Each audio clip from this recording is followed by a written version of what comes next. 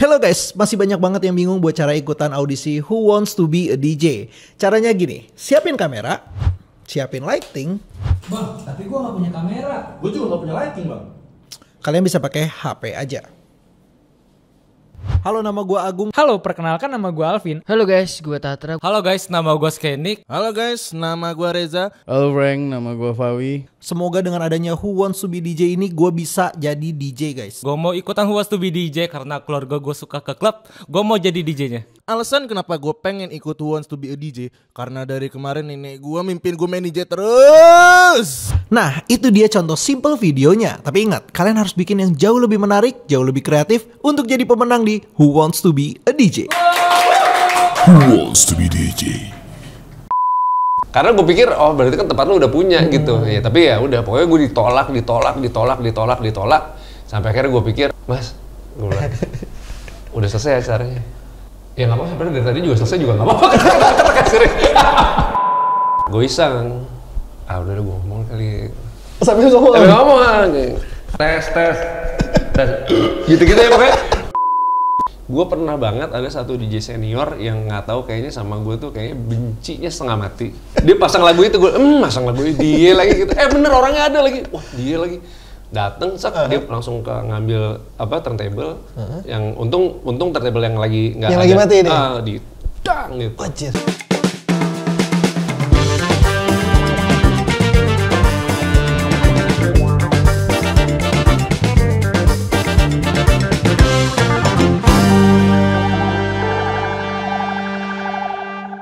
Guys, welcome to Doms DJ Channel. Ketemu lagi sama gue Mandela dan hari ini kita lagi kedatangan Winky Wiryawan. Halo. Thank you banget nih Mas udah mau luangin waktunya Sama-sama, buat datang ke Doms DJ. Yeah. Sebelum gue lanjutin, gue mau kasih tau dulu buat kalian yang bingung mau download lagu DJ, kalian bisa langsung ke www.kupingdj.com. Karena di sana ada DJ set yang lengkap banget mulai dari hot cue, looping, urutan lagu, bahkan ini support untuk Serato DJ, virtual DJ dan record box. Support Doms DJ dengan cara like, comment, share, subscribe, dan nyalain lonceng notifikasinya. Karena pastinya gue akan sharing tentang kreatif, DJ tips and trick, DJ review, breakdown, bedtime DJ story, dan DJ talks. Host banget ya. Jadi tegang gue. Gue yang tegang. Winky Wiryawan, ini seorang DJ, aktor, musisi, produser, semua diborong nih Mas ya. Kebanyakan minum dulu deh. Boleh. Langsung tegang. Kita santai dulu nih, Cheers tapi kopi isi. Thank you banget ya udah diundang nih ya. Thank you. Doms ya. Mas, apa sih rahasianya Mas bisa ngeborong semua multi talenta entertain itu? Sebenarnya bukan ngeborong sih. Kalau gue pribadi sebenarnya dari kecil itu emang udah hidupnya tuh sebenarnya di dunia teater sebenarnya. Okay. Gue kan lahir di Bandung, jadi waktu pas di Bandung itu nyokap gue kebetulan memang keluarga gue emang sebenarnya cuma kebelah dua tuh. Yang satu pokoknya menjadi tentara, yang sebagian lagi itu menjadi seniman lah kayak gitu. Nah, gue dibawa sama nyokap gue lebih ke arah seninya gitu ya. Jadi nyokap gue dulu ada paguyuban di Bandung namanya DKSB di Jalan Supratman. Itu di situ rumah tinggal almarhum Hari Rusli waktu itu. Jadi nyokap gue itu selalu ikut paduan suaranya, terus juga ada bandnya, ada teaternya. Dan dulu dari masih bayi kali ya, gitu gue udah selalu ditaruh di panggung teaternya gitu. Jadi kalau mereka lagi latihan semua segala macam, terus gue suka kayak ngeliat kayak gitu kayak, oh seru juga nih gitu maksudnya. Jadi dari kecil udah biasa? Iya, biasa dengar suara drum, biasa dengar suara apapun itulah gitu. Dan kakek gua di rumah itu juga koleksi piringan hitam tuh banyak banget. Terutama klasik, lagu-lagu klasik. Sementara adiknya nyokap gua dulu koleksi piringan hitamnya tuh kayak Genesis, Yes gitulah, band-band rock angkatan itulah gitu. Jadi gua kalau masih kecil tuh suka dengerin gitu, gue suka lah gitu. Nah jadi emang pas dari kecil tuh nyokap gue ngelihat gue udah bisa megang drum. Terus udah gitu nyokap gue tuh udah dari SD tuh sempat ngomong sama gue pas gue SD kayak, kamu nanti pas gede jadi musisi aja gitu. Terus gue bilang, gue nggak mau, gue bilang. Oh, Oleh malah nggak mau nih? Nggak mau, maunya jadi kayak Om Ari, gue bilang. Om Ari itu Ari Wibowo. Ari sama Ira Wibowo itu sepupu nyokap. Gitu, jadi maunya jadi mereka gitu. Karena gue ngeliat waktu itu dulu mereka kayak top banget kan. Nah, ya sampai sekarang juga masih sih. Masih. Nah, terus akhirnya, oh jadi kamu mau jadi pemain film kata nyokap gitu. Iya pokoknya mau itu gitu. Nah tapi terus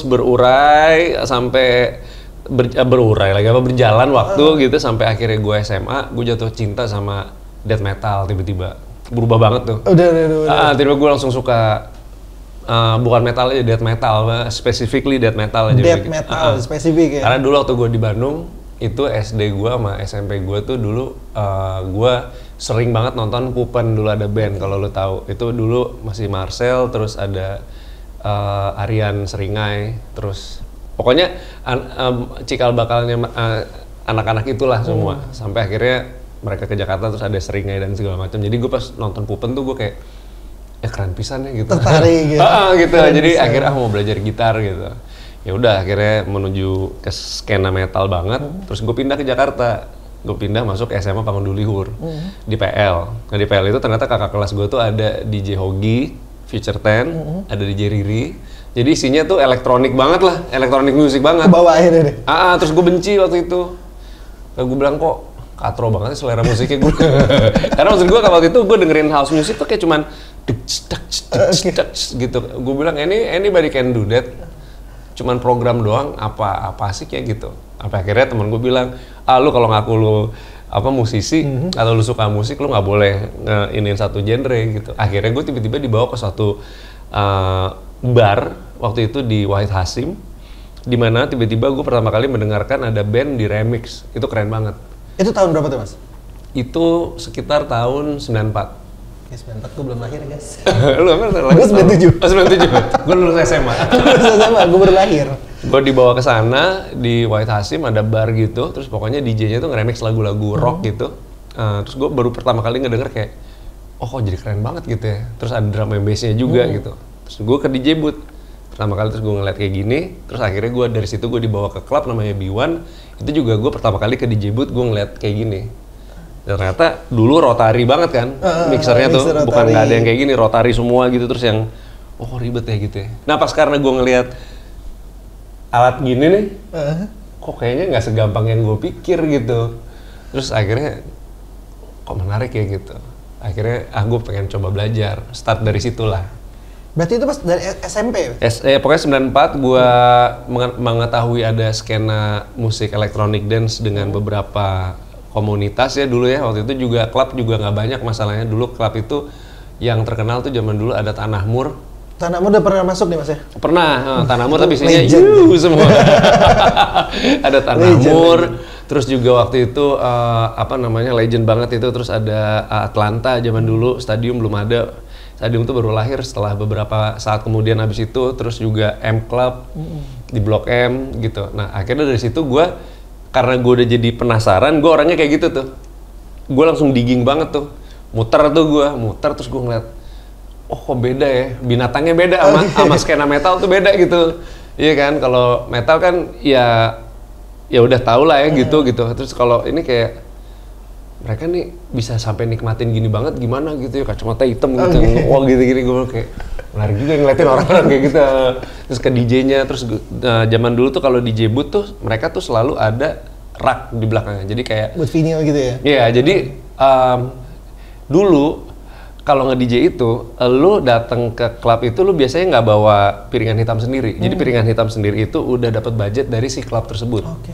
Jadi dia biasanya si klub itu beli atas dasar tulisan-tulisan si DJ ini nih nanti. Karena kan nggak bisa di Indonesia jarang. Waktu itu belum ada toko vinyl tuh, sangat limited banget. Cuman ada 2 di kota. Banyak penyewaan juga ya? akhirnya ya? Waktu itu di gedung, pokoknya di Jalan Jayakarta di kota. Satunya lagi itu di Gajah Mada.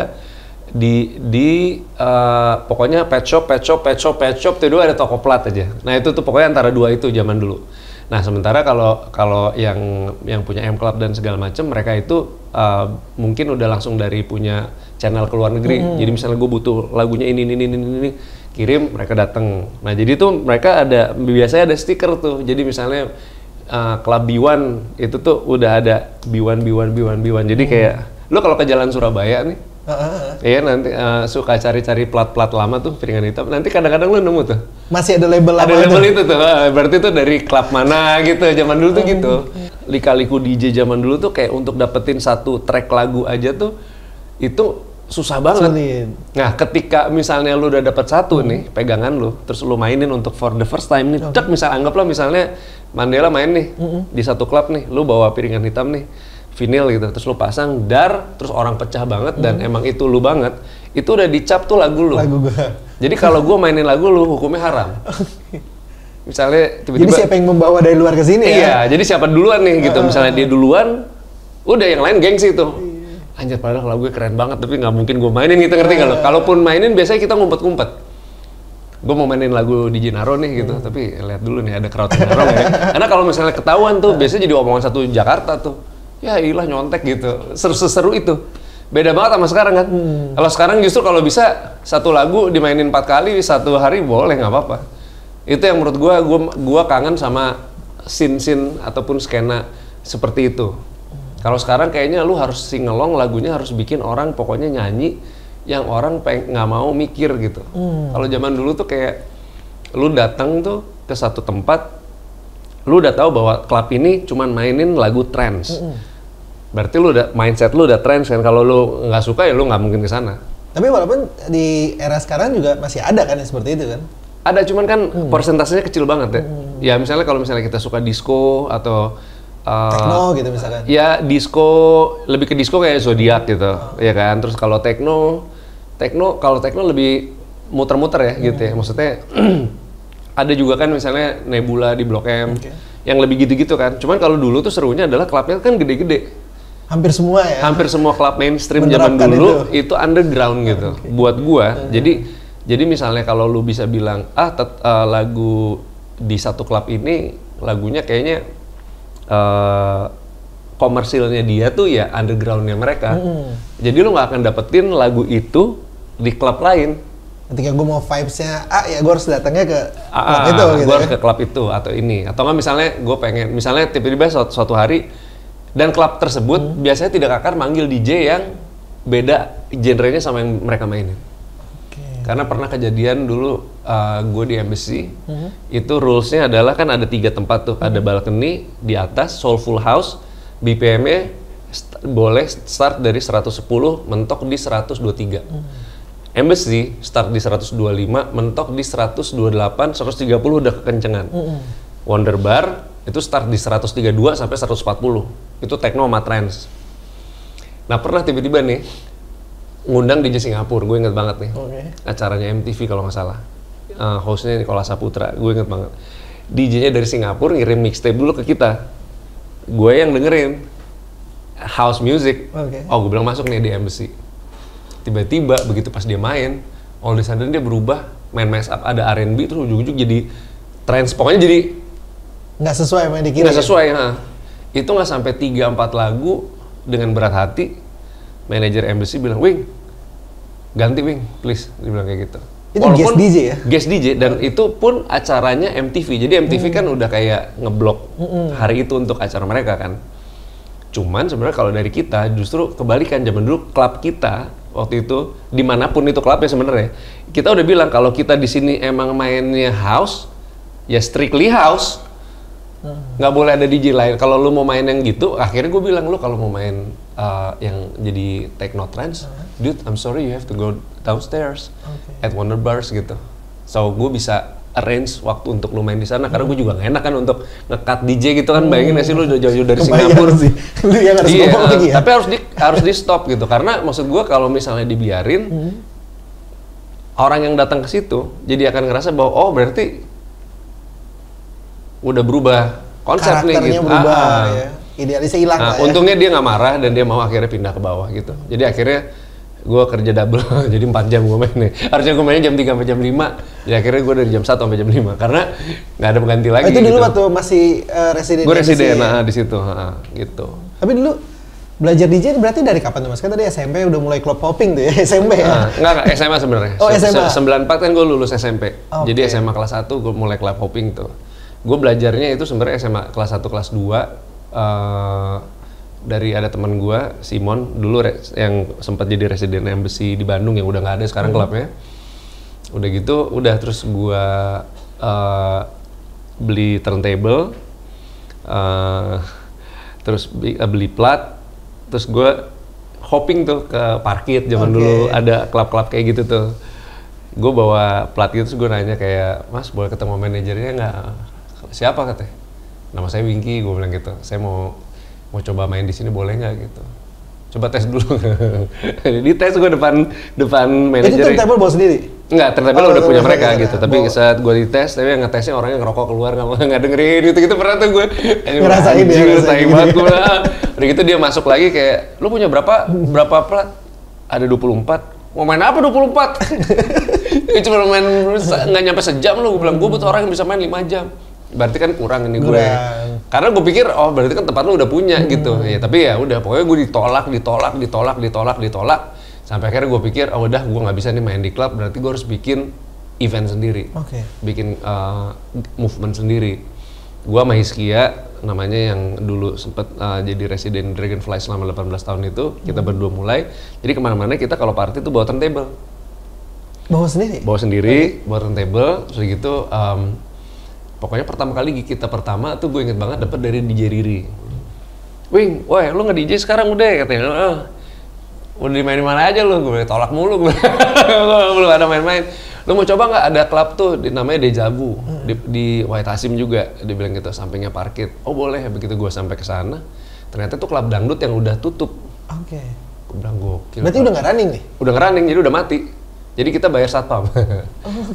Bikin party sendiri? Bayar penulisan sendiri, Pak. Saya gini, ya udah berapa? Gue inget banget 300.000 gitu. Ya udah, begitu masuk, begitu gue lihat, ininya udah copot semua kabelnya. Jadi kita, tapi speaker masih ada ya? Speaker masih ada. Jadi akhirnya inisiatif kita beli solder. Solder dulu, pasang.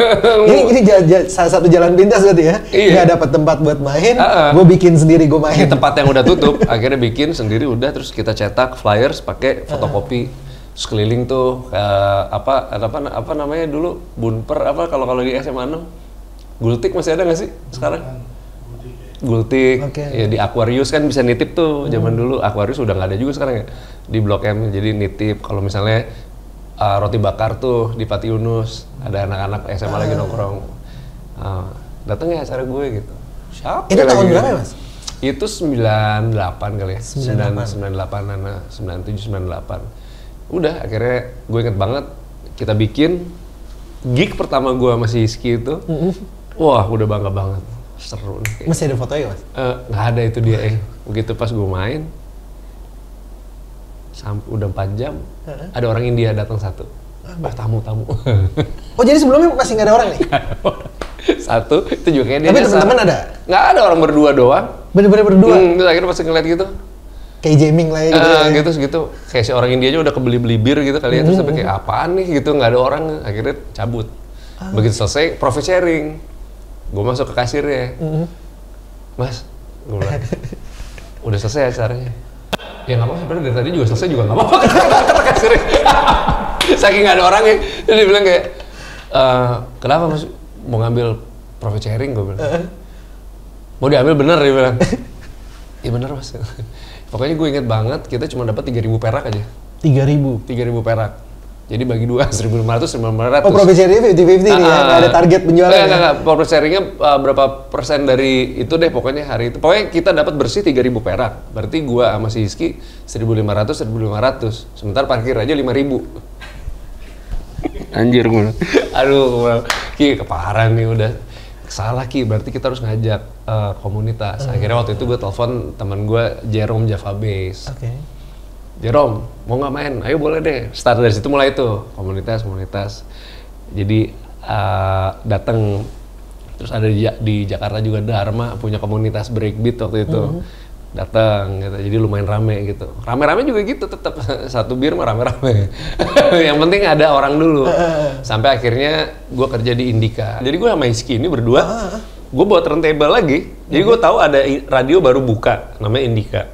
Terus gue bilang, Ki ada radio baru buka, kita coba yuk ngelamar sana yuk, gue bilang, jadi DJ gue bilang. Kok ke radio nggak malah jadi DJ, dia bilang gitu. Ya gue bilang, klub udah gak ada yang mau nerima kita, gue bilang, ya mau gimana. Akhirnya gue kesana. Bikin program lah Jadi ya. enggak, bukan bikin program. Ini lucu banget ceritanya. Jadi gue nyampe, terus lu resepsionis gitu kan. Janji sama siapa mas saya, dia bilang kayak gitu. Nggak ada janji sih, cuma mau ngelamar aja kira-kira di sini ada terima kerjaan untuk jadi DJ nggak? Penyiar, dia bilang. Bukan mbak, DJ gitu. DJ? Terus dia kayak bingung gitu. Tapi pas gue lagi megang turntable sama si Rizky ya berdua. Tiba-tiba bosnya Indika, Mas Agus tuh lewat yang punya Net TV sekarang, Mas Agus Sudikat Mononitas. Terus dia ngeliat ternyata dia juga nge-DJ. Oke, masuk tuh ya di situ Pas itu nggak tahu mungkin yang di ini sama Tuhan kali ya. Sign deh dikasih. Turntable. Lu siapa lu? Aku mau turntable, dia bilang. Nggak tahu nih pak, katanya mau ngelamar gini-gini. Oh gitu, lu nge-DJ? Ya udah coba nge-DJ dulu depan gue. Gitu. Asik. Pasang. Jadi di depan resepsionis Indika tuh gue pasang gitu, terus gue pikir di mana speakernya? Orang nggak bawa speaker. Nggak ada speaker. Mixer kita bawa juga. Masih kecil banget gue adalah, pokoknya merek tertentu lah gitu. Ini cuma 2 channel doang. Sahabat ini. Terus dipinjemin speaker apalah gitu. Terus gue bilang, kita nge-DJ tuh. Terus tamu datang ke resepsionis gitu. Jadi kayak ngehibur orang. Buat welcome ya. Iya. Welcome ya. Si Mas Agusnya nggak tahu kemana. Oh Mas Agusnya juga nggak Padahal kan dia dengerin pengen lihat gitu kan, gue pikir. Dan gue nggak tahu kalau dia yang punya satu gedung itu, bos besar banget kan, gue nggak tahu. Tadi orang yang nyuruh kita ini mana ya? Terus kita ngapain di sini anjir, udah 1 jam. Dia lewat lagi. Coba lihat dong, lo main apa? Oh kalau gue sukanya trance. Aduh kita mainnya house mas. Gue nggak tahu kalau dia bos besar kan, jadi gue pikir ya udah nih, coba catat namanya siapa. Suruh minggu depan datang sini lagi ketemu sama Mas Farid. Ada Mas Farid tuh salah satu orang yang megang radio gitu. Oh yaudah, nama lu siapa? Winky. Nama lu siapa? Hiski gitu. Yaudah. Udah selesai, kita baru tahu itu anaknya Pak Sudikat Mono tuh yang punya Indika ini. Oh yang bener lu anjir. Kita nggak sopan banget lagi tadi kayaknya. main nyodor aja gitu. Akhirnya tiba-tiba diterima. Gue inget banget gaji kita pertama 600.000 per bulan. Jadi lumayan 300. Itu seminggu berapa kali tuh? Seminggu pokoknya tiap Sabtu. Jadi Sabtu. pokoknya dikasih waktu dari jam 10 sampai jam 12 malam. Itu gua nge-DJ tanpa ngomong. Jadi kan jam 10 tuh radio udah mati, udah nggak ada siaran DJ, nih. bener. Jadi ya udah dead air lah sebenarnya. Jadi emang kayak dikasih sisaan gitu 12 sampai jam 12. Nah, tiba-tiba begitu pas lagi nge-DJ segala macem, biasa gua sama Rizky minum-minum. Jadi mabok. Gue iseng. Udah gua ngomong kali. Sambil ngomong. Tes. Gitu-gitu ya pokoknya ngaco banget itu. Tes. Kedengeran nggak Ki? Kedengeran. Kelar anjing lu goblok katanya, kedengeran anjing. Oh iya. Jadi udah ngaco banget. Nah tapi karena gua sama Isi ngomongnya ngelantur gitu, ternyata jadi ini siapa sih anjing, ada yang penasaran orang ya. Jadi anak Trisakti, Mustopo gitu-gitu, anak UI kayak lu denger Indika deh, itu ada pokoknya ada kayak musik house music tiap jam segini yang ngomong ngaco banget anjir gitu. Siapa tuh ya gitu? Gue ya gitu. Woi. Gitu. Kalau ada yang dengerin nih, gue bilang, bawain minum dong. Oh gila. Ada yang datang tiba-tiba. 2 orang, siapa nih Ki? Nggak tahu. Masa yang tadi ini ya? Anak Trisakti siapa dulu yang namanya? Gue lupa. Akhirnya terus udah ada gini sampai akhirnya dia. Jadi dari berapa bulan itu, dari jam 10 sampai jam 12, dari jam 10 sampai jam 1, terus sampai jam 2 karena gue iseng, gue ngomong gitu, lo kalau mau nge-DJ punya plat dulu, kita ngomongnya plat, nyeret bener gila. Yang punya plat datang aja sini anjir, gitu-gitu anjir, sini aja ya, jamming sama kita, ya gitu-gitu aja, udah ngaco gitu, ternyata datang ada Trisakti bawa, anak ini bawa gitu, oh gue main ini, oh yaudah oke boleh, gitu. Tapi mana minumannya? Bawain peletok anjing. Udah, jadi akhirnya dari kita cuma berdua sampai akhirnya Radio Indika itu jadi kayak klub. Jadi gak ada komunitasnya jadi, lah ya. Yang tadi cuma kayak gini nih, itu jadi rame banget anak-anak kuliah semua tuh. Jadi nongkrong di situ. Jadi main aja terus gitu. Akhirnya jadi siaran beneran, siaran ngaco gitu. Halo ya, ketemu lagi sama gue ini Winky dari sini, dan kali ini kita kedatangan siapa nama lu siapa? Mandela bang, gitu. Mandela deh katanya, tahu mainnya bagus apa kagak, gue kita dengerin aja gitu. Ya pokoknya udah gitu jadi orang kayak, anjing ngaco banget nih gitu dan seru. Akhirnya jadi rame, si bos gue datang, si Mas Agus. Suatu saat kaget gue, kayak mau marah nih kali itu, kenapa jadi radio gue jadi gini? Tapi dia seneng. kok jadi ada komunitas nih, kita bikin serius aja. Makanya pertama kali dibikin program namanya Club Hoppers waktu itu. The first time ever DJ radio show itu di Indika. Itu belum ada Paranoia. Yang di Indonesia berarti Di Indonesia, di Indonesia nih. Ini di Hard Rock belum ada Paranoia. Belum di mana-mana belum ada. Mustang juga kan sempat ya? Mustang FM. Jauh. Ini gue berani ngomong kita pelopor nomor 1 yang bikin kayak gitu. Udah start dari situ, tiba-tiba sponsor mulai masuk. Semua mulai masuk. Oh, ini kayak menarik banget gitu. Karena emang sampai akhirnya kita ada jadi tertata gitu. Jadi nge-DJ terus ngebahas. Habis lu main. Oh, jadi ada talksnya lah gitu ya. Tapi talksnya juga nggak bisa ngomong serius karena mabok semua. jadi kayak misalnya, woi gila Mandel keren banget, apaan lu? Lu main apa lu gitu? Iya gue main house gini. Tiba-tiba pas dia lagi jawab, tiba-tiba gue tidur ketiduran. Atau ngapa gitu. Mas gue lagi ngomong, oh iya sorry itu lucu banget kalau ada visualnya. Gimmick yang real ya? Gimmick yang real ya. Kalau sekarang mungkin dibikin gini kan? Gitu. Tapi lucu banget sih. Jadi maksud gue kayak apa ya? Nah itulah dimana gue ngerasa kayak kangen momen-momen itu lagi tuh kayak underground itu tuh kayaknya sekarang semuanya udah terlalu rapi ya, gue ngerasa ya. Klub udah dengan visual yang cakep apa segala macam. Kalau zaman dulu tuh kayaknya ya emang ibaratnya era revolusi aja sih. Ya evolve gitu. Part-part itunya yang gue kangenin sih. Yang kayaknya gue bersyukur banget gue ngelewatin era-era itulah gitu. Menarik sih, seru banget tuh eranya ya. Gila. Bisa bebas banget tuh. Di radio men. Iya radio men, gila lu. Karena emang udah jam selesai gitu. Tapi Mas, emang kalau ngomongin eranya tuh, kalau era-era sekarang kalau lu lihat sendiri gimana Mas? Maksudnya kayak dari outlet sekarang mungkin bar atau klub yang lu lihat apa nih perbedaan dari regenerasinya nih? Nah kalau dari regenerasi menurut gue sebenarnya zaman sekarang adalah zaman balik lagi ke zaman keemasan DJ menurut gue. Kayak gitu karena kalau sempat ada satu zaman dimana menurut gue DJ itu mandek dan boring, which is kayak berapa tahun yang lalu lah gitu, kayak semua klub mainnya sama, total, dan kayaknya nggak dikasih kesempatan untuk community ini nih untuk berekspresi gitu loh. Nah sekarang kalau menurut gue walaupun juga kita bisa menyadari bahwa banyak outlet yang mainstream yang gede lagunya sama semua, tapi lu bisa lihat bahwa di Jakarta pun udah banyak bar-bar yang buka yang berani untuk punya identitas musik lagi kayak zaman dulu tuh. Tadi gue bilang kayak Zodiac, Disco misalnya gitu. Terus banyak lah, you name it lah gitu. Bahkan ada beberapa yang hidden gem juga gitu di Jakarta. Jangan di Jakarta lah, bahkan di Medan juga ada, di Jogja juga ada, di Lampung juga ada, di Bali apalagi.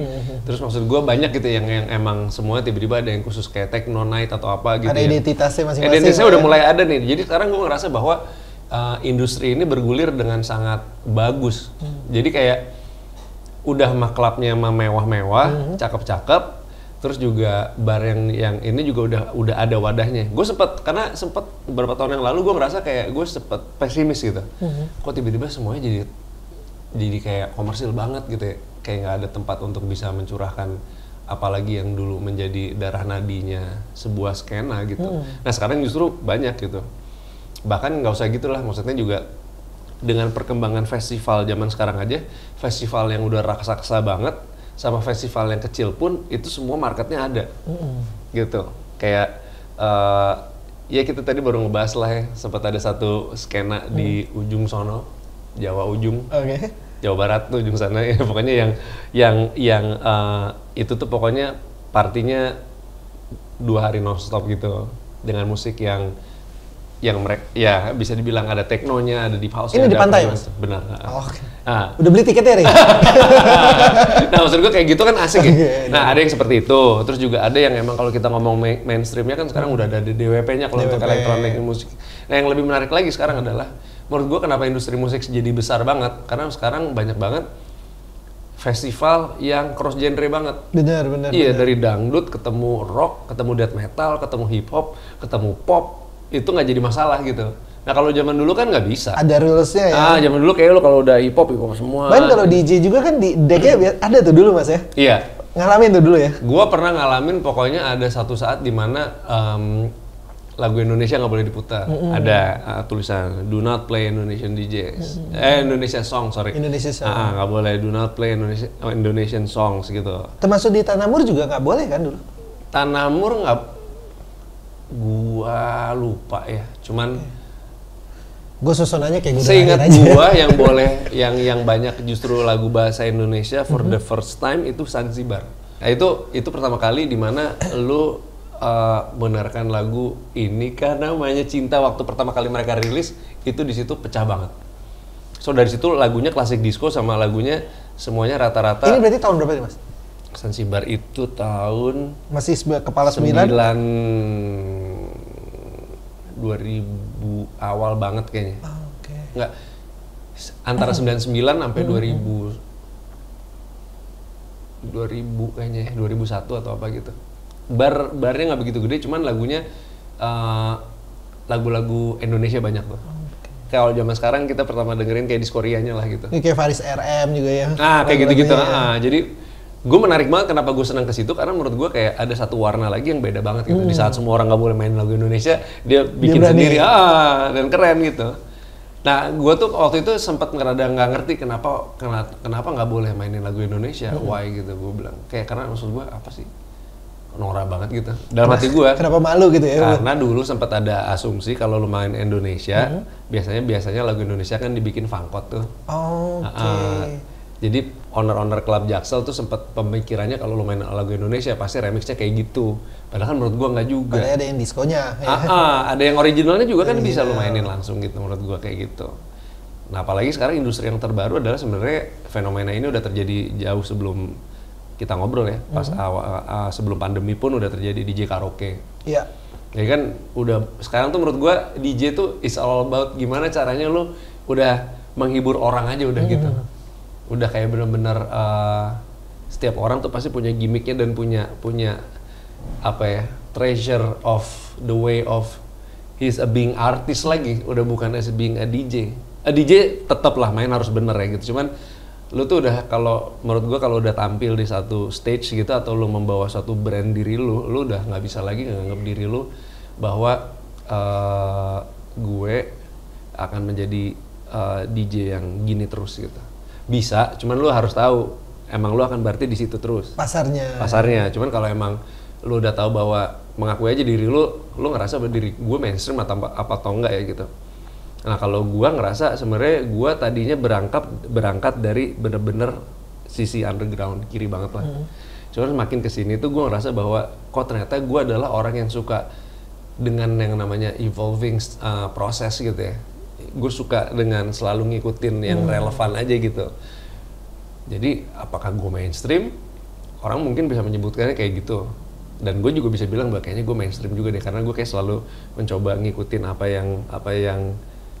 yang sekarang lagi ada. Tapi gue lihat yang lamanya juga tetap dibawa. Iya itu dia. Jadi gue pengen selalu ada reminiscing dari itu juga gitu. Jadi ya seru-seru aja sih menurut gue gitu. Karena ada orang yang kayaknya wah lu terlalu jadi zaman sekarang banget nih, gue nggak tahu apa segala macam. Kalau gue ngerasa bahwa orang yang ngomong gitu sama gue kayak misalnya lu pernah gue dapat kemarin ada yang kritik senior gue di atas gue. Belum lama ini malah dalam bulan ini bahwa kayak lu terlalu bawa lagu yang aman gitu. Jadi kayak lu selalu bawain lagu yang orang lama suka semua, terus juga lu di mashup anthem sama lu mixing sama lagu-lagu sekarang yang orang juga suka semua gitu. Nah kalau bagi gua, maybe it's the way I handle things aja on DJ booth gitu. Emang gua ternyata sukanya seperti itu, ya nggak apa-apa sih menurut gua. Nah, tapi orang-orang si senior ini kadang-kadang emang kalau menurut gua tuh mereka emang pakem banget dari dulu tuh kayak gitu. Gue nggak menyalahkan mereka juga, cuman gue bilang bahwa ya lo gue sih gue rasa kayak gitu. Nah makanya jadi apapun yang menjadi gejolak tuh kalau zaman sekarang nih perebutan antara atau pertengkaran antara komunitas sama komunitas, genre sama genre itu dari gue tahun 94 gue belajar nge-DJ sampai sekarang itu terjadi berulang kali. Ya?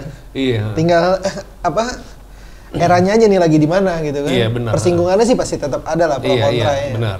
Justru kalau nggak ada nggak seru ya. Itu dia justru. Apa kita bikin sekarang ngomong apa yang biar kontroversi apa ya? Gue pengen nanya ini sih Mas, BOH, Heeh. Basement of Heaven.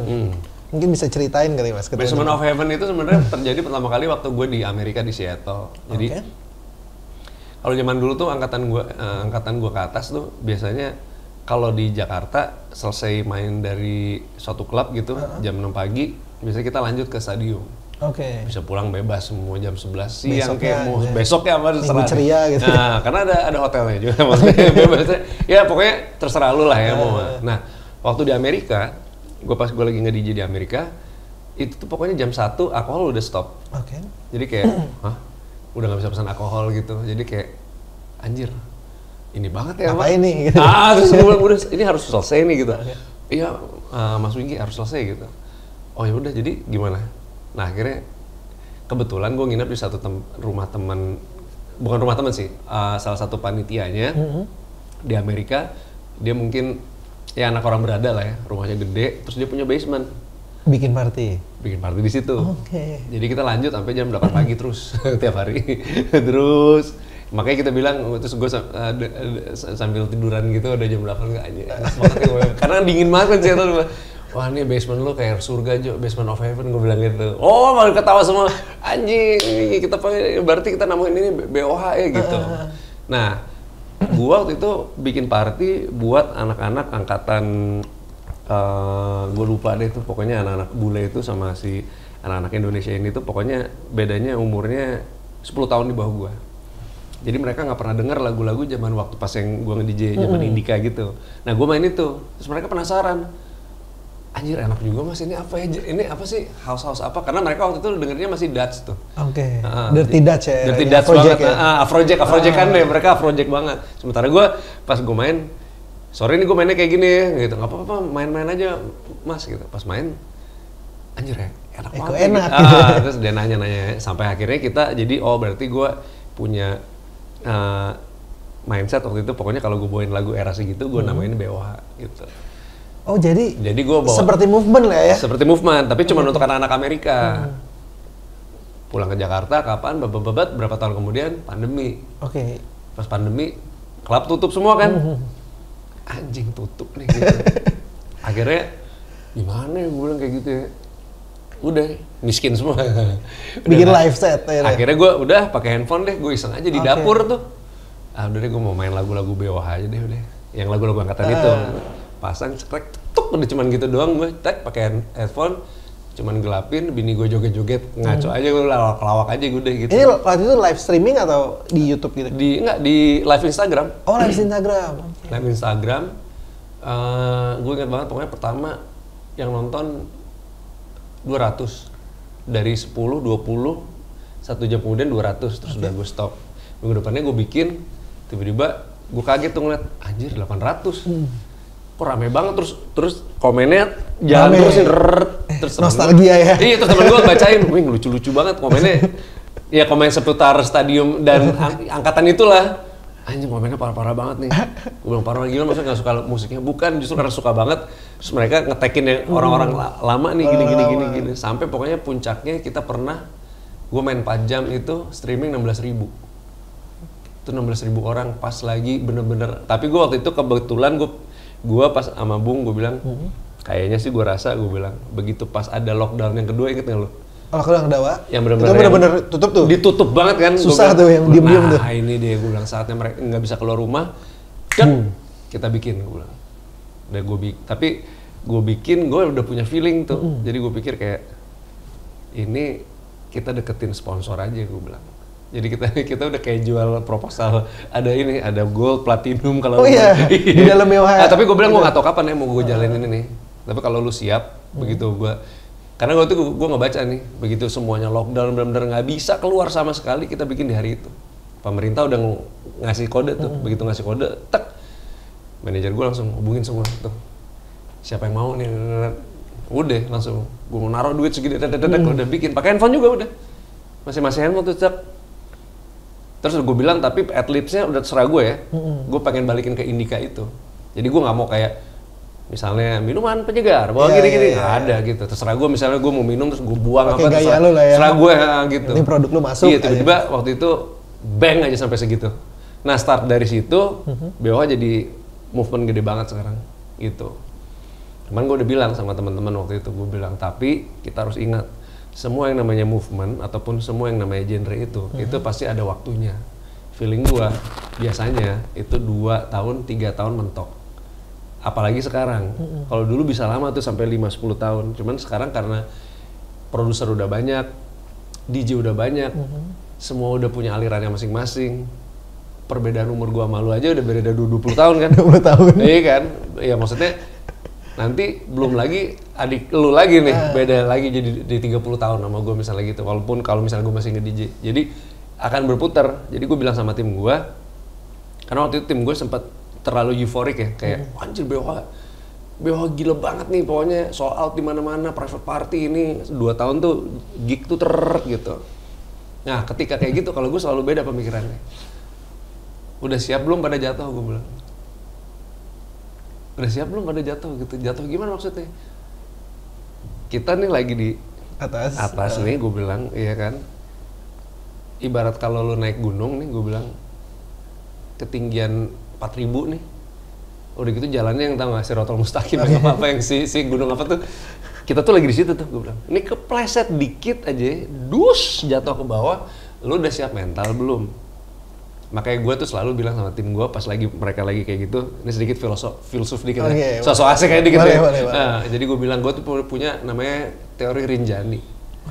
Dalam hidup gue, baik itu gue sebagai aktor, baik itu gue sebagai businessman, baik itu gue sebagai DJ, gue selalu punya namanya teori Rinjani. Karena dulu pas gue naik Rinjani, yang ada di pikiran gue adalah Rinjani bagus banget, gunung terindah buat gue ya selama gue naik gunung. Pikiran gue adalah gimana caranya gue sampai puncak terus kan, gitu. Yang terjadi waktu pas gue turun dari Rinjani tuh kaki gue tiba-tiba kram sampai bawah, nggak bisa jalan, capek banget gitu. Karena gue nggak, jadi begitu gue sampai atas tuh gue lupa kalau harus ada proses turun. Ngerti nggak lo? Ngerti, kenapa? Kan gini, lu di Rinjani begitu udah nyampe, lu kan pasti foto, ya kan, biasa standar ya kan, ketinggian set, udah gitu foto apalah, nangis, Happy birthday gitu. Mau nanya deh, lu di puncak gunung paling tinggi, lu paling kuat bertahan berapa, nggak usah berapa jam deh, berapa menit. Karena kan matahari lama-lama muncul kan, tus. Kalau lu terus di situ 3 jam aja, tanpa ada tenda, tanpa ada apa ya, gosong pasti, kebakar pasti kan. Berarti kan lu nggak akan selalu di puncak kan? Di puncaknya emang lu cuma setengah jam mentok lah menurut gua. Udah gitu udah saatnya turun. Kram. Iya, karena gua nggak mikir untuk turunnya. Nah gua bilang sama tim gua, teori Rinjani Jo. Teori Rinjani. Ini someday kita pasti akan harus turun. Lo kok lu gitu? Berarti lu nggak orangnya pesimis dong. Lu nggak mau berada di puncak terus, gue bilang. Kalau gue bilang, gue mau berada di puncak terus. Cuman gue bilang, udah saatnya pas di puncak, orang lain mau foto-foto, kita boleh ikut merasakan euforia seneng. Cukup 5 menit, sisanya lu ambil keker ke gunung sebelah lagi. Berarti apa? Lu turun nanjak lagi. Cari gunung yang lain. Cari gunung baru lagi. Di sana saya happy lagi, cari lagi gunung baru lagi. Karena nggak mungkin lu akan di situ terus. Nah orang tuh kebiasaan ngerasa bahwa yang gue ngerasa sekarang banyak teman-teman gue yang kena ya so-called mental illness atau apalah gitu, mereka ngerasa bahwa wah ketika gue udah jadi seorang aktor yang top atau apa gitu, ternyata film gue 5 juta penonton gitu misalnya, kalau kita ngomongin film ya, kalau nggak misalnya kayak BOH, wah ini lagi requestnya apa segala macam. Kalau gue selalu mikir kayak oke, berarti gue harus neken gitu loh. Perasaan happy gue tuh harus ditekan sampai, karena ini akan turun. Dan apa yang harus gue perbuat berikutnya gitu. Bisa jadi gue pas naik gunung kedua kepleset, jatuh, nggak berhasil di gunungnya, tapi kan ada gunung lain. Gitu terus gue selalu ngomong kayak gitu. Tapi kalau gue ya udah kepleset, berarti kan gue jatuh tuh mental gue. Nah gue juga harus bisa narik bahwa kemarin bisa kok lu naik, masa nggak bisa naik lagi sih gitu. Gue selalu ngomong gitu sama tim gue, makanya gue selalu evolve dan lu selalu ngeliat kalau gue selalu mencoba untuk expand ke berbagai macam genre musik. Karena gue pengen tahu aja. Kalau kemarin gue sempat ngambil kursus untuk jazz fusion gitar. Jazz fusion nih kayak gimana sih jazz yang nggak pernah gue sentuh nih. Terus kayak misalnya kemarin gue di Noxa Fest main sama Dark Soul tuh. Jadi benar-benar kayak pengen tahu skena metal sekarang kayak gimana gitu. Kalau ditanya sama orang-orang terus apa what you gain for that gitu. Ya lu dapetin apa dari itu? I just want to experience all the things yang menurut gue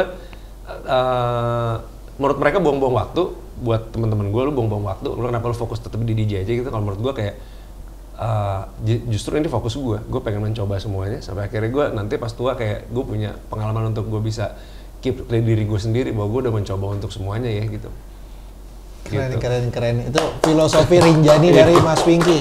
Rinjani. Jadi intinya ketika lo mempersiapkan diri untuk naik, jangan lupa lo mempersiapkan diri untuk turun, Pak. Nah, berarti kan kalau gue lihat ya BOH terus ada BOH FM. Apakah ini gunung selanjutnya? BOH FM itu sebenarnya juga hal yang gue mencoba untuk coba hal lain karena waktu itu pas lagi pandemi gue juga bikin di IGTV gue, waktu itu masih ada IGTV, itu pokoknya 15 menit itu gue nge-mix lagu Indonesia tahun 80-an gitu. Jadi BOFM lebih ke Indonesia? Lebih Indonesia, ada juga sih bule yang lagu-lagu bulenya, cuman Indonesia waktu itu lebih gue fokusin gitu. Karena gue ngerasa waktu itu kayaknya kok gue lagi nggak sengaja aja gue pokoknya lagi dengerin lagu 80 gitu. Catatan si Boy gitu, Atik CB gitu-gitu, gue anjing seru juga ya. Coba gue mix, tapi gue mixnya beneran lagu originalnya, jadi nggak gue remix. Ya ternyata tanggapannya gede banget gitu. Dan akhirnya muncul lagi komunitas baru lagi nih. Baru lagi. Kayak Nostalgic gitu. lah ya. Nostalgic lagi gitu, jadi kayak gue bilang, wah seru juga ya gitu. Dan yang membedakan dari teman-teman yang bawain lagu Indonesia mungkin kayaknya kalau gue fokus lagunya lebih di 80s, 90s, baik itu band ataupun grup ataupun singer gitu.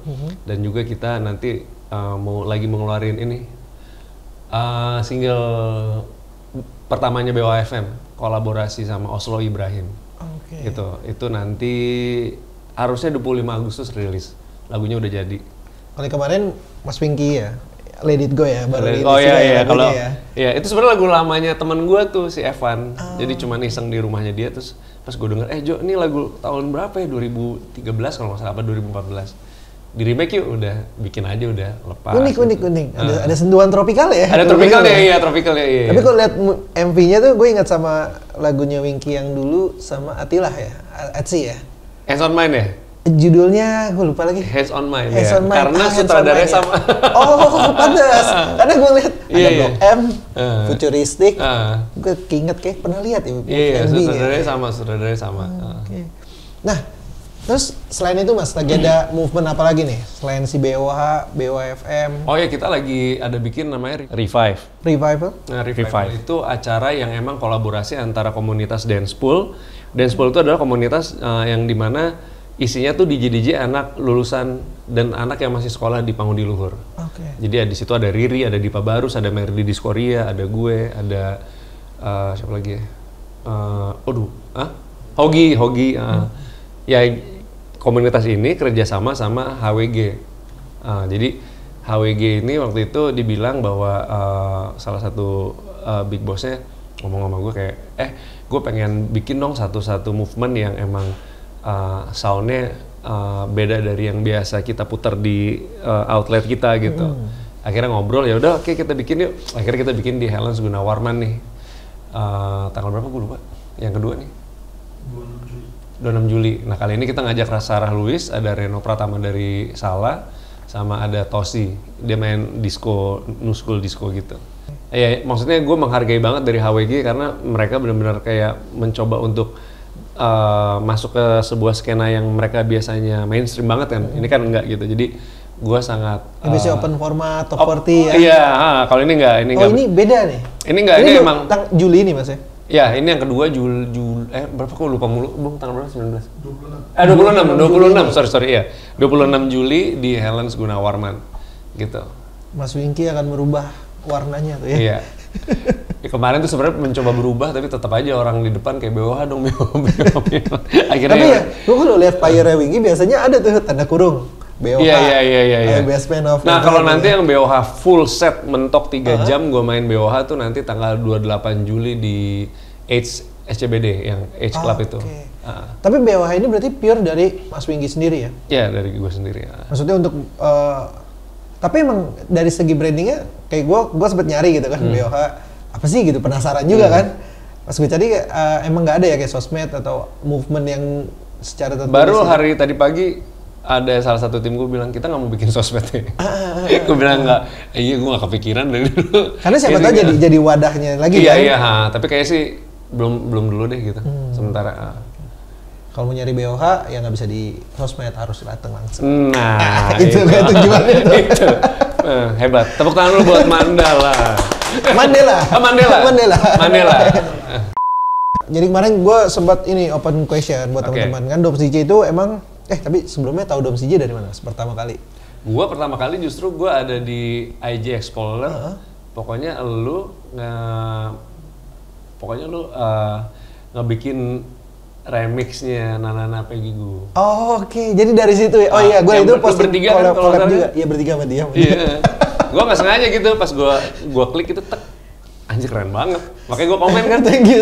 Iya kan, gua komen Iya, ada kan? komennya. Wah, di komen ya Mas Winggy Iya, kan. gua komen udah gitu tiba-tiba karena gua mungkin udah komen jadi mungkin Jadi sering keluar ya. algoritmanya jadi Iya. akhirnya terus tiba-tiba si Billy. Ada Billy. Terus gue ngeliat kayak bagus deh gini. Terus tiba lu ngajakin podcast Iya, gue iya. langsung ayo gue bilang. Iya, gue kaget juga. Wah, ada Mas Winggy nih komen. Langsung aja gas lah, ajak podcast nih Mas.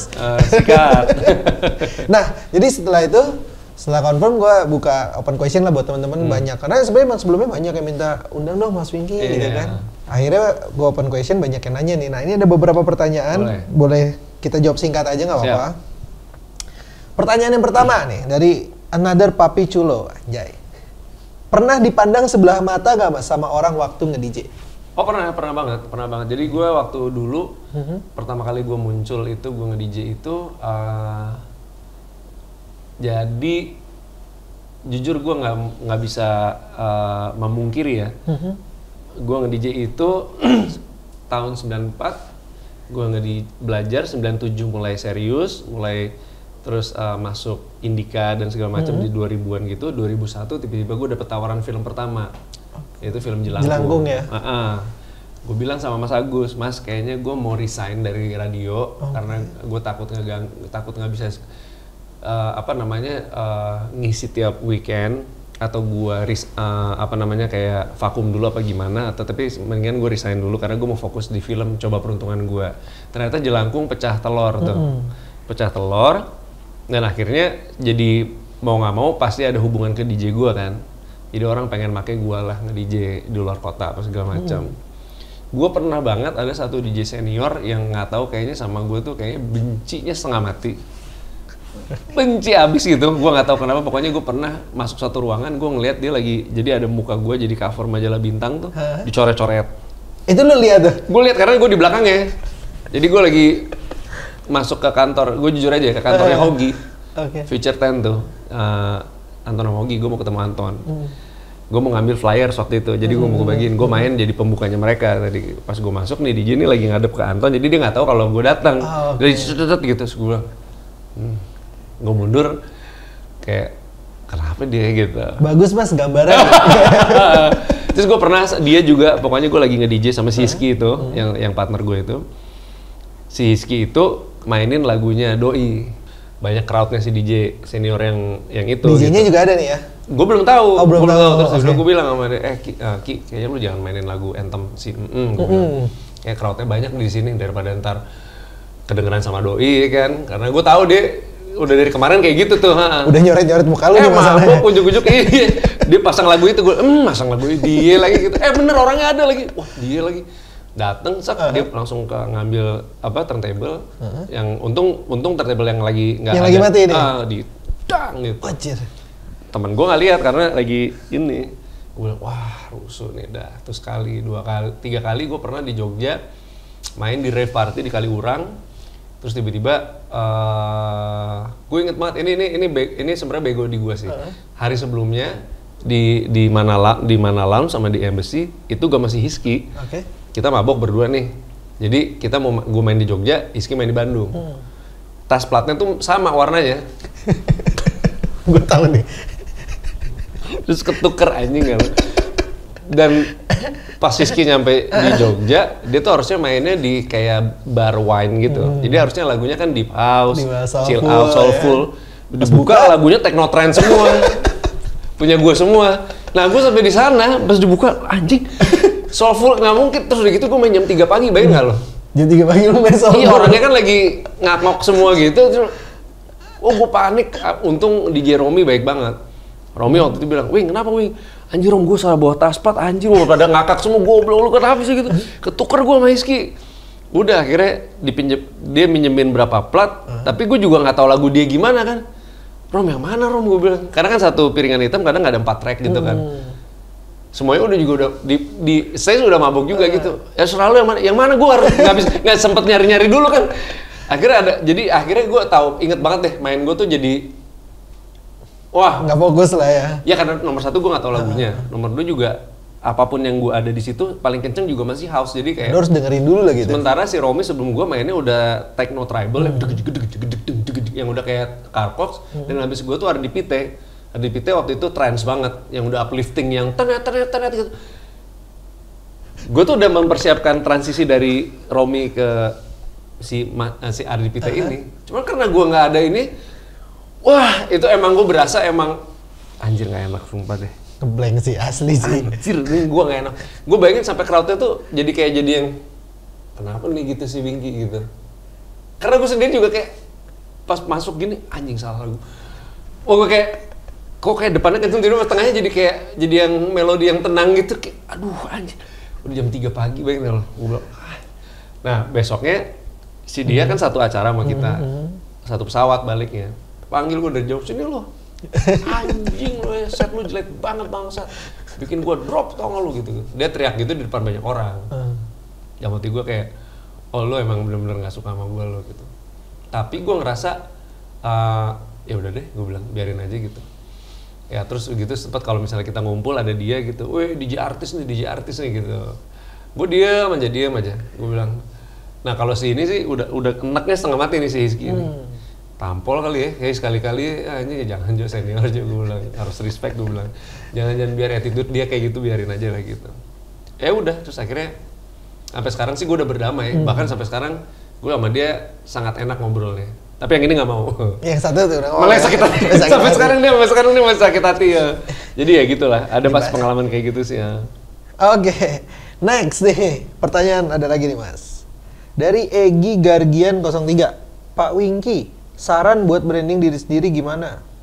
Sedangkan semua hal sudah dilakukan tapi belum up juga. Mungkin maksudnya branding di DJ nih.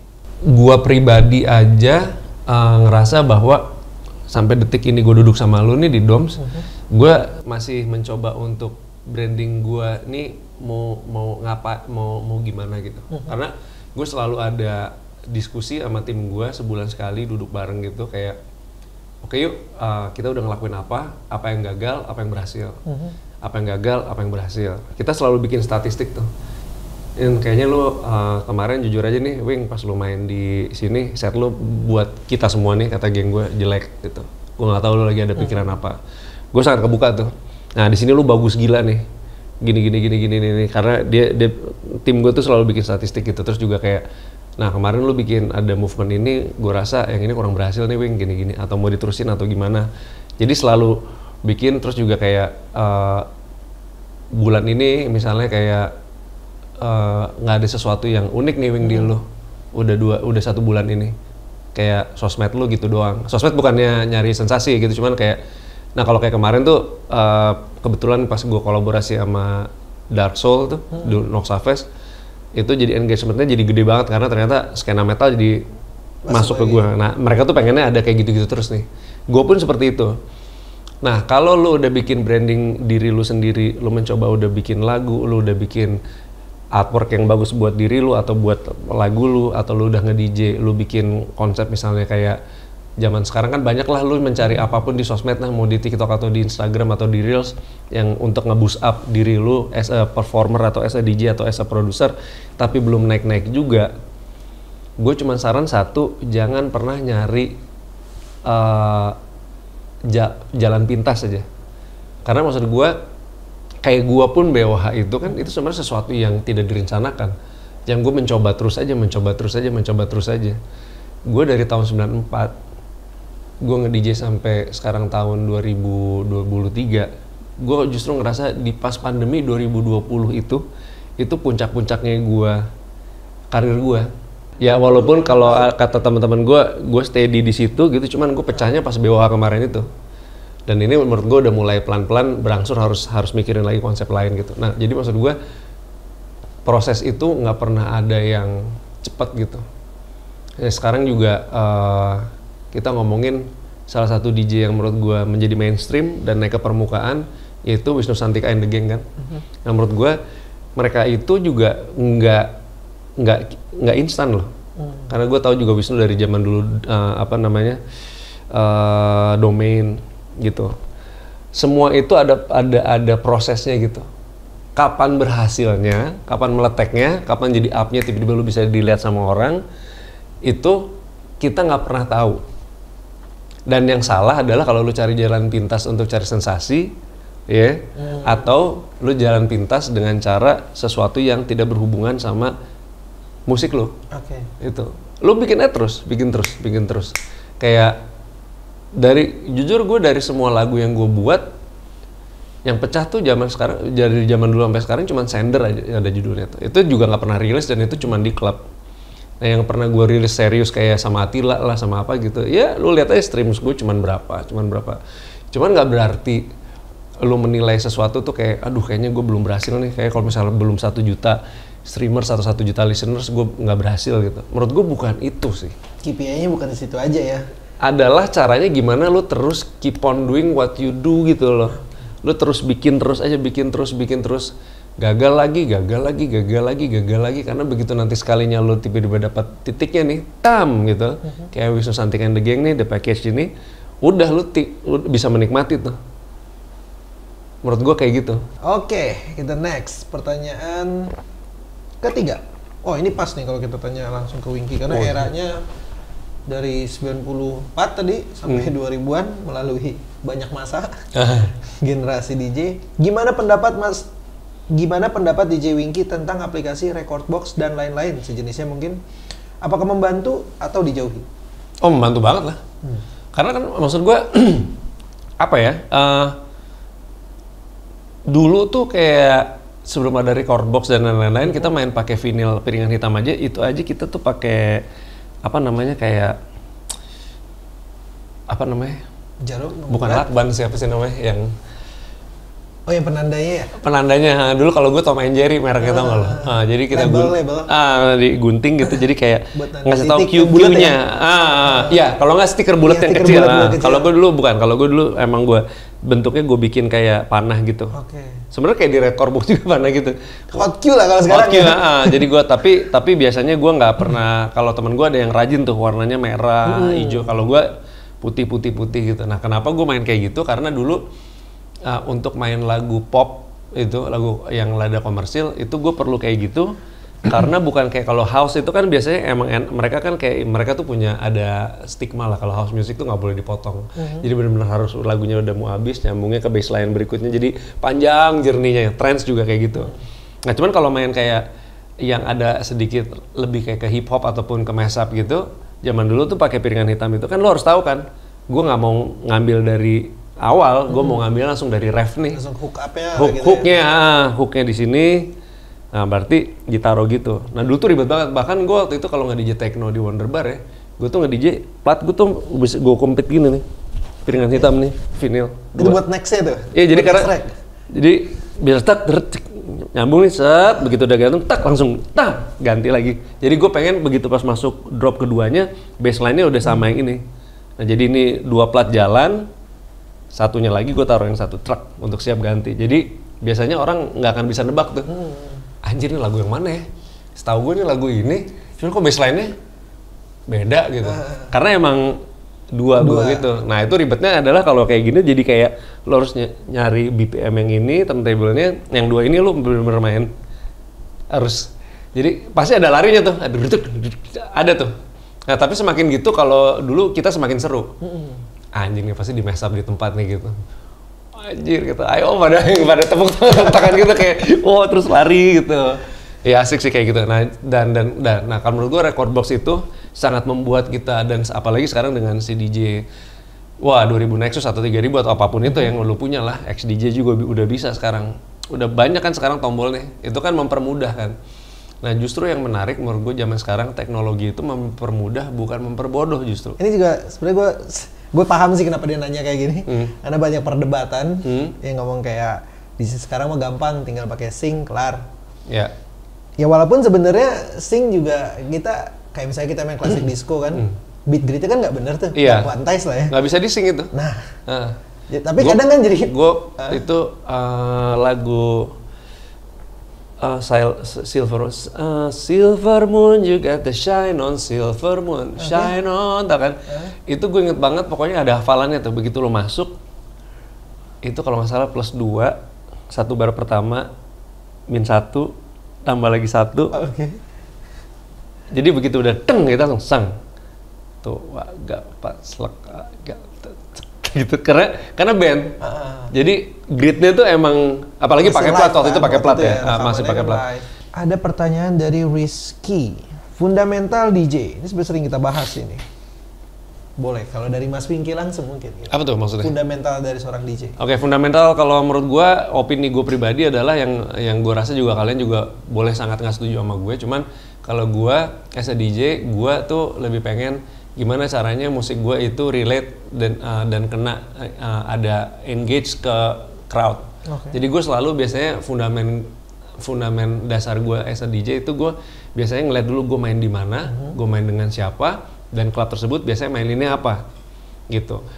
Jadi gue ibaratnya sebenarnya gue tuh rada bunglon ya, jadi gue bisa nge-DJ apapun itu juga gitu.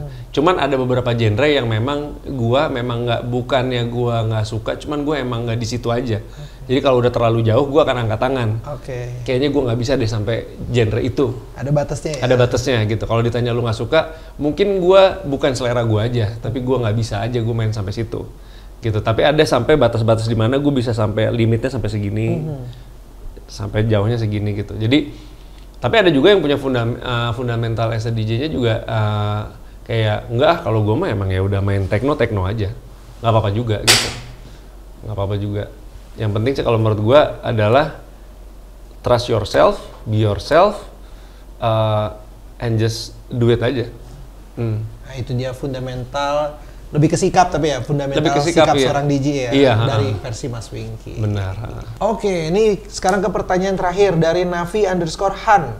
Pesan untuk DJ yang baru memulai karir supaya kedepannya tidak merasa paling jago sendiri. Penting nih.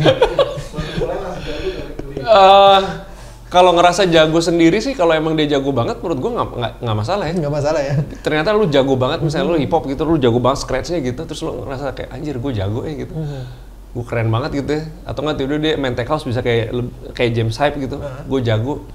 Ya emang jago gimana gitu. Cuman yang jadi masalah adalah attitude. Karena menurut gue kalau ketika attitude, lu tahu lu jago, lu tahu lu top, lu tahu lu keren gitu, tapi lu menunjukkan itu dengan cara sombong, percaya sama gue udah dari tahun 94 nih teman-teman ya, start belajar sampai sekarang, nggak pernah ada DJ yang gue pernah lihat seumur hidup gue dengan attitude yang jelek itu make it, nggak pernah ada. Tapi kalau yang jago banyak banget. Dan kalau ngaku diri lu jago, nggak perlu lu yang ngakuin, biar orang yang lihat lu dan akhirnya mereka bilang bahwa anjir dia jago loh, dia keren loh, dia apa gitu. Biar orang lain aja yang ngomong, nggak usah diri kita sendiri gitu. Ini yang penting attitude-nya ya. Attitude gitu. Tapi iya sih, dari sekian banyak yang podcast sama kita semua attitude. Attitude ya, karena maksud gue apa ya? Nah balik lagi nih, lu bisa jago jadi seorang DJ, lu bisa keren nge-mixnya, bisa wah lu pokoknya perfect banget segala macam. Tapi attitude lu nggak bagus, ataupun manajemen lu punya attitude yang belagu banget ke I.O., ke promotor, ke club owner, ataupun ke lingkungan klub itu, lu nggak akan dipakai, men. Lu nggak akan dipakai sama sekali. Karena gue tahu banget kenapa selama ini, so far ya yang setahu gue, baik itu mau di festival, baik itu lu mau di klub, baik lu mau di manapun, lu pasti sering banget ngelihat bahwa kok kayaknya yang dipakai itu lagi ya. Itu bukan karena mereka jago, setahu gue. Jago tentu pasti, punya track record bagus as a musician atau as a DJ pasti. Cuman setahu gue itu karena sebenarnya attitude dari si artis atau si talent atau si DJ ataupun dari manajemennya itu sangat enak sama lingkungan kerjanya ataupun sama lingkungan promotor dan yang lain. Makanya jadi mereka kayak nyaman banget ya pakai dia. Udah pakai dia aja terus. Nggak pernah ada setahu gua orang sengehe apapun yang dipakai karena aduh nggak apa-apa lah, yang penting dia jago lah. Tapi nggak ada, men. Bahkan di film pun gitu. Di film pun gitu. Gua setuju banget sih. Lo nggak bisa berbaur sama kru atau sama siapa, mau baik Sebong itu mau lah ya. produser sampai PU, tapi lu ngehe banget di lokasi. Mau sejago apapun. Nggak di calling lagi ya? Gue nggak pernah menemukan ada yang di calling sih. Gitu. Ada sih satu sosok yang sekarang lagi heboh ya, sensasional gitu. Yang kayaknya dia being crazy aja gitu. Ya we know lah siapalah. Itu baik di sosmed, baik di apa. Cuman kalau kita udah tahu dari awal, dia punya konsep kayak gitu. Tapi di belakang orangnya baik. Di depan jualannya bisa seperti itu, brandingannya Ya, lah kayaknya ya. gitu, tapi di belakang orangnya baik. Berarti di belakang orang baik, berarti intinya attitude dia kan baik. Dipakai terus. Jadi balik lagi ke attitude sih menurut gua. Sometimes skill itu penting, tapi ketika lu tidak bisa berjalan bareng dengan attitude lu yang oke, ya hitung berapa lama lah. Oke, itu dia pesan dari Mas Wingky Wiryawan, guys. Kalau bisa dibikin rangkuman nih banyak banget nih, udah jadi berapa SKS tuh. Skripsi kelar. Oke, sampai sini dulu konten DJ Talks gue sama Mas Wingky Wiryawan. Thank you buat kalian yang udah nonton dari awal sampai habis. Jangan lupa support Doms DJ dengan cara like, comment, share, subscribe, dan nyalain lonceng notifikasi kita. By the way, kalau misalkan kalian mau request siapa next yang mau kita undang, kalian bisa langsung komen aja. Dan kalau bisa langsung tag orang yang mau kalian undang. Doms DJ, Your daily DJ updates. Thank you Dimas ya.